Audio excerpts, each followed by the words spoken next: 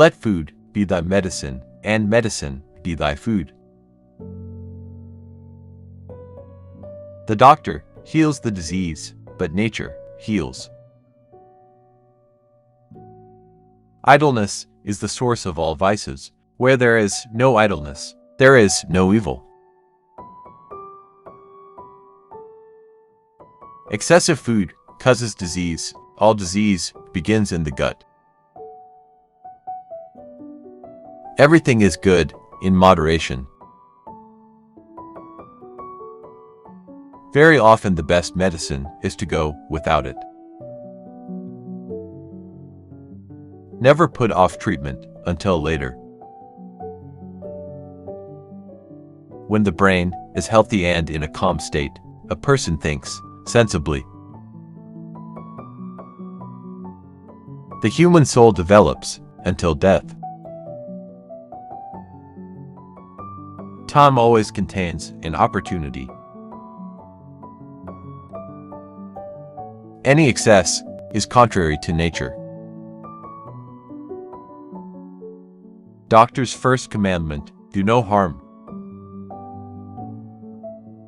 The drunkenness of fathers and mothers is the cause of the weakness and sickness of children. In despair, the sick person brings himself closer to death. Tell me what you eat, and I'll tell you what ills do you have.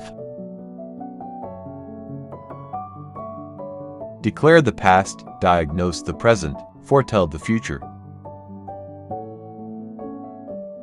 Disease that come from overwork are cured by rest, and those that come from idleness are cured by work. Both sleep and insomnolence, when immoderate, are bad. When in a state of hunger, one ought not to undertake labor. New food can only be taken when the old one is out of the stomach. Wherever the art of medicine is loved, there is also a love of humanity. If you are in a bad mood, go for a walk. If you are still in a bad mood, go for another walk.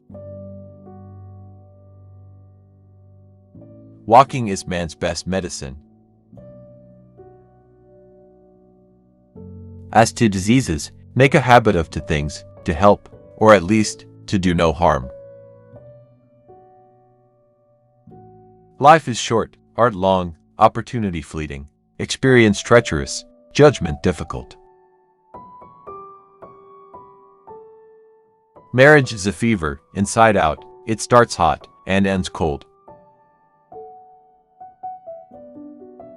There are in fact two things, science and opinion.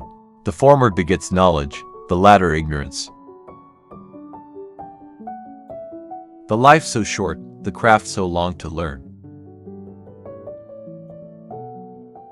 Just as clothiers clean cloth, knocking it off of dust, so gymnastics cleanses the body.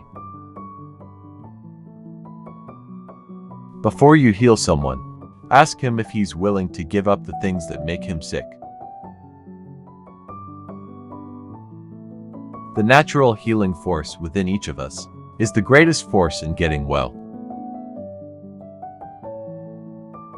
It is far more important to know what person the disease has than what disease the person has.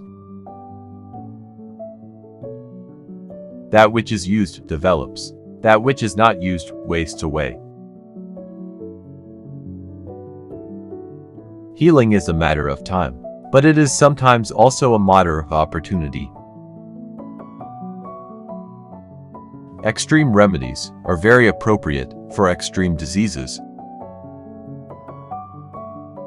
Natural forces within us are the true healers of disease. Cure sometimes, treat often, and comfort always. The doctor is a philosopher, for there is no great difference between wisdom and medicine. When sleep puts an end to delirium, it is a good symptom. Disease always comes either from an excess or from a deficiency. That is, from an imbalance. Hunger weakens and kills a person. Heavy food destroys the human body, therefore, you need to look for the middle.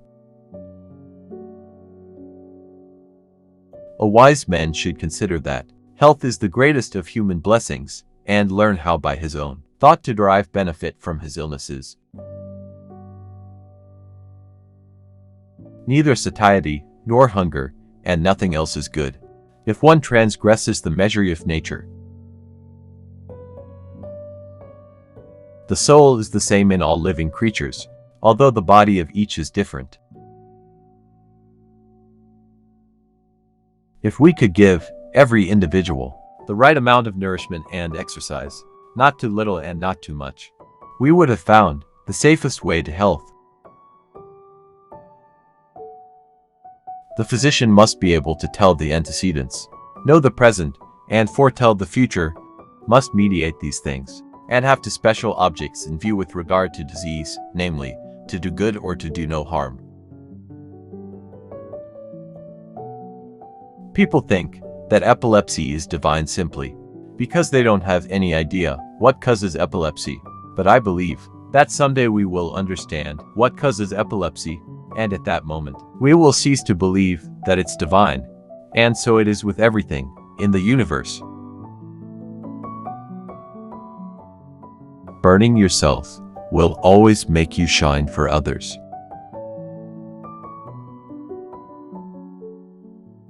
Frequent and causes fatigue portends an impending illness.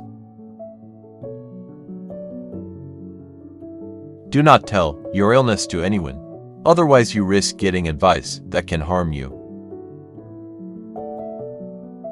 Avoid sex in old age, because at this age, it is safer to use other source of pleasure. Men who masturbate 2 to 3 times a week have more life.